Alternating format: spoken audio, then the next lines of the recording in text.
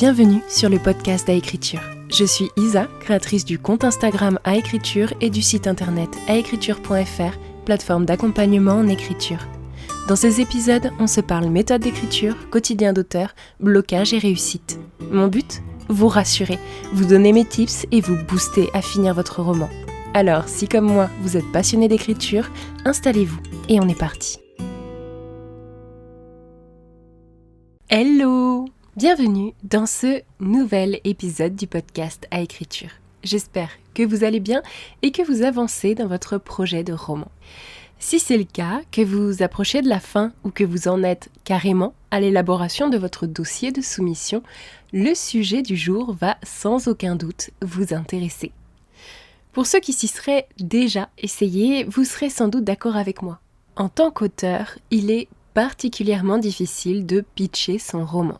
C'est même un véritable cauchemar pour certains d'entre nous qui s'en retrouvent à éviter les rencontres pitch dating des salons ou à se foirer royalement en essayant. Discours confus, perte lunaire dans les détails, bafouillements. Pitcher un roman, c'est une tannée.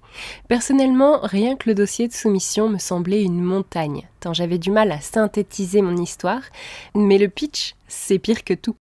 Je ne sais pas si vous le sentez à travers ce podcast, et peut-être pas d'ailleurs vu que je scripte tous mes épisodes, mais mon esprit est un gros bazar de fils entremêlés et j'ai beaucoup de mal à associer correctement les choses à l'oral. Je n'ai jamais été à l'aise et du coup je me perds souvent dans des explications fouillis alors que tout dans ma tête a une cohérence. Enfin bref. Je sais que je ne suis pas seule, que vous ayez le même système hasardeux de rangement de votre cerveau ou simplement à cause du stress qui alimente cette confusion. Pourtant, à mon grand désarroi, maîtriser son pitch est primordial en tant qu'écrivain qui voudrait publier. C'est un atout de taille pour en parler autour de vous et accrocher rapidement un professionnel de l'édition, voire un lecteur si vous comptez vous auto-éditer un jour. Et oui, personne n'y échappe, j'en suis désolée. Mais alors, pourquoi est-ce si difficile que ça de pitcher son roman ? Eh bien, tout d'abord, ce roman, c'est souvent notre bébé. Nous avons souvent un attachement émotionnel qui nous empêche de prendre du recul. Tout nous semble hyper intéressant, mais surtout hyper important pour la compréhension globale de l'histoire. Les personnages sont devenus des membres de notre famille et on veut parler de tout le monde avec autant d'aplomb qu'ils le méritent. Ce qui fait généralement qu'on a tendance à trop en dire et que l'idée même de résumer notre intrigue, qui est si profonde, si complexe, si waouh, en quelques phrases seulement, nous donne envie de nous pendre. On ne peut quand même pas mettre de côté le détour que nos personnages font durant leur voyage dans la petite bourgade X et durant laquelle la péripétie rapproche deux personnages qui se détestaient, non ? Et puis, sur quoi peut-on réellement mettre l'accent ? Si l'éditeur aime les plantes et la nature, ce sera le décor et l'univers. S'il est plus porté sur les thématiques sociales, ce sera peut-être les différences de point de vue entre tel et tel personnage principaux. Est-ce que je parle plutôt de la conséquence sur le monde ou sur le groupe en lui-même ? Tout est important. L'histoire, c'est un tout que l'on a mis des mois à tisser en une toile uniforme où aucun fil n'est totalement déconnecté de l'autre. Se concentrer sur un pan de l'histoire, c'est comme présenter une partie émergée d'un iceberg. Il y a tellement plus en dessous. Et puis, il y a cette pression de ne pas choisir justement la bonne manière de le présenter, ou pire, d'oublier carrément son pitch et de s'en mêler les pinceaux. Parce qu'un pitch raté, c'est ton univers qui sombre, qui ne sera jamais lu, partagé. Et bam, pression. Bon, c'est pas gagné. Genre, imaginez un auteur qui dirait « Alors, mon roman, c'est une épopée de fantaisie avec un jeune élu qui découvre qu'il a des pouvoirs, mais en fait, il y a une prophétie et il y a aussi une guerre. Enfin, c'est compliqué, mais c'est génial. » Ça marche pas très bien. Hein. Et pourtant, bonne nouvelle. Pitcher son roman, c'est avant tout savoir synthétiser sans perdre l'essence de ton histoire. Et ça s'apprend. Je ne suis pas une grande professionnelle, mais voici quelques indications que j'ai pu glaner au fil de mes expériences et de mes recherches. Déjà, on peut se dire qu'un pitch, ça doit être court, clair et engageant. Cette définition, ce n'est pas moi qui vous la donne. C'est John Truby, auteur d'Anatomie du scénario, ou encore Blake Save the Cat Snyder. Il existe selon eux une formule simple en 3 étapes pour formuler un bon pitch. Premièrement, le personnage et son objectif, donc définir qui est votre héros et que veut-il. Ensuite, le conflit. Quel est le principal obstacle qui se dresse sur son chemin? Troisièmement, l'enjeu. Pourquoi c'est crucial? Qu'est-ce qu'il risque de perdre? Et non, Martine, ton histoire principale n'est pas plus vaste que ça. Sinon, c'est qu'en réalité, tu n'as pas bien défini ton intrigue ou que tu ne sais pas véritablement quelle histoire tu souhaites raconter. Parce que l'histoire principale, je te rappelle que c'est celle de la transformation de ton protagoniste. La chose la plus importante est donc de savoir qui on va suivre, pourquoi et surtout à travers quelle sorte de quête. Ainsi, on continue avec le conflit, soit le principal obstacle qui se met en travers de son chemin, et la notion qui va présenter en quoi sa réussite est cruciale. Par exemple, pour Hunger Games de Suzanne Collins, on pourrait avoir dans un futur dystopique, Katniss, une jeune fille de 16 ans, doit participer à un jeu télévisé mortel où un seul survivant est autorisé. Pour survivre, elle devra défier le système et faire des choix impossibles. Ah oui, précision. Court ne veut pas nécessairement dire en une seule phrase. Eh oui. Sans pencher vers le discours, vous pouvez aller un tout petit peu plus loin que la simple prémisse ou phrase d'accroche. L'idée, c'est de se baser sur le principe de l'elevator pitch, celui de présenter un projet, peu importe lequel, en moins d'1 minute et de manière percutante. C'est, en gros, le temps alloué pour faire un trajet d'ascenseur avec la personne que vous voudriez convaincre. N'oublions pas que lors des pitch dating, vous avez généralement entre 5 et 10 minutes pour pitcher et engager une discussion autour de votre projet. Le pitch en lui-même ne prendra donc pas l'intégralité de l'échange et vous pourrez entrer dans les détails une fois que vous aurez titillé l'intérêt de votre interlocuteur. Donc, si on en revient au pitch de Hunger Games, pourquoi ça fonctionne? Parce qu'on comprend qui est le personnage. C'est Katniss, une jeune fille de 16 ans. On comprend également quel va être son problème, un jeu télévisé mortel organisé. Et son enjeu, sa survie. Et oui, on pourrait dire qu'elle se sacrifie pour sa sœur, qu'elle rechigne à tuer, qu'elle est hyper forte à l'arc, que ce jeu est organisé par les élites avec la promesse de sortir de la misère à celui qui gagne. Mais est-ce qu'il s'agit là de l'essence même de l'histoire? Non. Tout ça, ce sont la chair, les muscles, les tendons du roman. C'est ce qui lui donne corps, qui donne envie de s'identifier à Katniss et de la suivre. Mais ça n'a finalement rien à faire dans le pitch dont on se parle. Le fait de dire qu'il s'agit d'un futur dystopique permet de comprendre que l'on est sur une scission de la population, avec souvent des élites et des subordonnés, de grandes disparités de richesse et des conditions de vie dures. Ce que cela sous-entend également, c'est que les membres de l'élite ont souvent perdu un peu de leur humanité, alors que le héros, ou l'héroïne dans le cas qui nous occupe, en est empli. La seule précision que vous avez à apporter, c'est justement si vous dénotez avec ce schéma classique et que votre héros est un chien fou prêt à tout pour s'en sortir. Là, c'est une originalité qui mérite qu'on la précise, mais sinon, cantonnez-vous au strict minimum. Parce que dans un pitch, c'est l'évocation des archétypes qui va vous aider à hooker l'éditeur. Grâce à cela, il va comprendre directement ce que vous avez en tête. Un jeune garçon dans un univers de fantaisie, le parallèle est fait avec Arthur. Une jeune femme déterminée, c'est Katniss, Béatrice, Violet, Jude, autant d'exemples de la nana badass qui va renverser le système. Un flic désabusé, une mère célibataire qui peine à joindre les deux bouts, une adolescente ou un scientifique dépassé par ses découvertes. Ce sont tous des archétypes et en les présentant comme tels, vous aidez l'éditeur à comprendre le fond de votre histoire et vos aspirations. Le conflit va donner le sel et c'est l'enjeu qui donnera la véritable direction de votre histoire. Vous savez, un éditeur connaît tout autant, voire souvent mieux que vous, les schémas narratifs et les plot twists. Parler leur langage, loin de les rebuter, va leur apprendre bien plus vite et plus clairement ce que vous avez à lui vendre. En fait, en un sens, il sait qu'il va pouvoir faire entrer dans son catalogue telle ou telle histoire, car c'est ce qu'il vend toute l'année. Tout comme il sait ce qu'il ne veut pas très rapidement. Et une histoire qu'il a du mal à cerner, ce n'est généralement pas ce qu'il veut. Maintenant, je vous invite à résumer votre roman grâce à cette structure. Personnage, plus conflit, plus enjeu. Pour rappel, c'est qui, voulant quoi, devant affronter quoi, et pour quelles raisons, sinon quoi. En attendant votre prochaine illumination, parlons maintenant des erreurs à éviter. Premièrement, ne vous laissez pas avoir avec trop de détails inutiles. N'entrez pas dans les sous-intrigues, restez bien sur l'essentiel. On a vu pourquoi et vous pourrez rentrer un peu plus dans les détails ensuite. Verrouillez donc parfaitement votre pitch d'introduction. Deuxièmement, attention au pitch trop long. 1 minute max, sinon vous perdez votre interlocuteur. Si vous devez garder une chose à l'esprit, c'est que un mot de trop peut vous faire rater votre pitch. Troisièmement, manquez d'impact. Mettez bien en avant l'élément unique de votre roman ou de votre approche. On a vu que l'archétype peut vous aider à gagner en impact et que ce qui va vous faire émerger, c'est la manière dont vous allez l'utiliser. Donc, quelle est la meilleure formulation pour votre pitch ? Écrivez-en plusieurs et choisissez vraiment celle qui coche le plus de cases. En faisant bien attention à ces points, on évite ce cas de figure-là.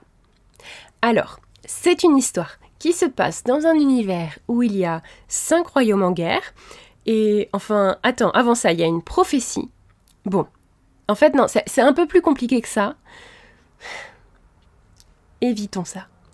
Et devenons capables de délivrer ça à la place. C'est une fantaisie où une jeune fille découvre quelle est la clé d'une prophétie interdite. Mais si elle accepte son destin, elle condamne son peuple à la guerre. C'est bien mieux, non ? Ok, alors, petit défi en plus. On a vu que la concision permettait un impact plus fort auprès de l'auditeur. Est-ce que vous pouvez reformuler votre pitch en moins de 30 mots ? Cependant, ce pitch d'accroche, ce n'est pas la seule partie d'une rencontre en face à face avec un éditeur. Donc voyons maintenant comment aborder l'ensemble de l'entretien avec sérénité, ou du moins le plus possible. Si vous voulez être serein et surtout confiant en ce que vous dites, préparez-vous en amont. Ne venez pas les mains dans les poches sans avoir aucune idée de ce que vous allez raconter. Un pitch, ça se travaille et aussi, ça s'apprend. Donc premièrement, travaillez bien cette accroche de pitch, mais surtout, testez-la sur quelqu'un, voire sur plusieurs personnes. Le mieux, quelqu'un qui ne connaît pas encore votre histoire. Ainsi, vous saurez si c'est clair et si ça donne envie d'en savoir plus. Aussi, penchez-vous sur différents points concernant les thèmes. C'est généralement ce que l'éditeur voudra connaître ensuite, afin de savoir si vous parlez bien à son lectorat. Pour cela, faites-vous une feuille de route sur les points à aborder, ce qui vous a tenu à cœur et le message que vous avez voulu passer. Toujours sur le même format, celui du pitch en restant concis et accrocheur, avec le moins de mots possible. Enfin, écrivez et répétez tout ça à voix haute. Le pitch surtout, mais également le reste. Tant que vous ne connaissez pas ces points importants sur le bout des doigts, vous ne serez pas serein d'en parler. Mais ça concerne surtout le contenu à présenter. Sauf que l'éditeur, il n'achète pas seulement une histoire, mais il parie également sur l'auteur qui l'a écrite. Il vous faut donc adopter la bonne attitude afin de paraître authentique, malgré tout le travail préparatoire de ce pitch. Vous ne le savez peut-être pas, mais nous accordons bien plus d'attention à quelqu'un qui semble sûr de ce qu'il dit, plutôt qu'à quelqu'un qui, même sans bafouiller, ne respire pas la confiance en lui. Alors, je ne vous dis pas de rouler des mécaniques et de faire votre show, l'idée n'est pas de paraître orgueilleux et autocentré, non. Vous devez seulement sembler sûr de la qualité de votre récit et de sa pertinence, de sa résonance possible avec des lecteurs. Et pour ça, pas besoin de claquettes, mais d'accepter la place d'auteur de votre roman. C'est vous qui en êtes à l'origine, vous devez y croire. Alors regardez votre interlocuteur dans les yeux, ne lisez jamais votre pitch. Vous devez vous rappeler de quoi parle votre livre. Ayez une élocution posée et articulée, pas de débit ultra rapide ou de ton hésitant. Et surtout, soyez enthousiaste. Ne sautez pas au plafond et ne riez pas hystériquement à chaque mot connivant de l'éditeur, mais gardez à l'esprit qu'une bonne énergie se transmet. Si vous êtes positif sur votre histoire, l'éditeur aura plus de chances de l'être. Mais surtout, surtout, ne jouez pas de rôle. Soyez vous-même, en version confiant. Un éditeur appréciera l'honnêteté car c'est un gage de bonne collaboration. Une astuce qui pourrait vous être utile, c'est celle du hook, ou du crochet en français. Le truc, c'est de commencer par une phrase un peu intrigante avant de dérouler votre pitch afin d'accrocher votre interlocuteur. Par exemple, imaginez qu'en réunissant cette boule de cristal, vous gagnez le droit à un vœu. Eh bien, c'est justement une de ces boules que Son Goku, un jeune garçon, reçoit en héritage de son grand-père. Vous voyez le genre ? Alors, un bon hook peut prendre plusieurs formes. Et pour rendre cet exercice un petit peu plus interactif, je vous invite à me dire en commentaire si vous avez toutes les références que je vais vous citer. Premièrement, on peut partir sur le hook de la situation paradoxale ou surprenante. Et si vous deviez revivre sans cesse le même jour jusqu'à en comprendre la leçon ? Deuxièmement, un dilemme fort. Une classe entière est envoyée sur une île. Pour en revenir, les élèves doivent choisir. Tuer ou être tué. Un autre hook peut être une question intrigante. Et si les rêves pouvaient être explorés comme des mondes réels ? Enfin, on peut avoir un personnage en situation critique. Un homme se réveille dans une pièce sombre, enchaîné, avec une scie rouillée à ses pieds. Il n'a aucune idée de comment il est arrivé là. Voilà. Encore une fois, si vous avez toutes les références, je vous invite à me les dire en commentaire. Avec ces éléments d'impact, vous faites entrer l'éditeur directement dans une question centrale, en le mettant en action dans votre intrigue.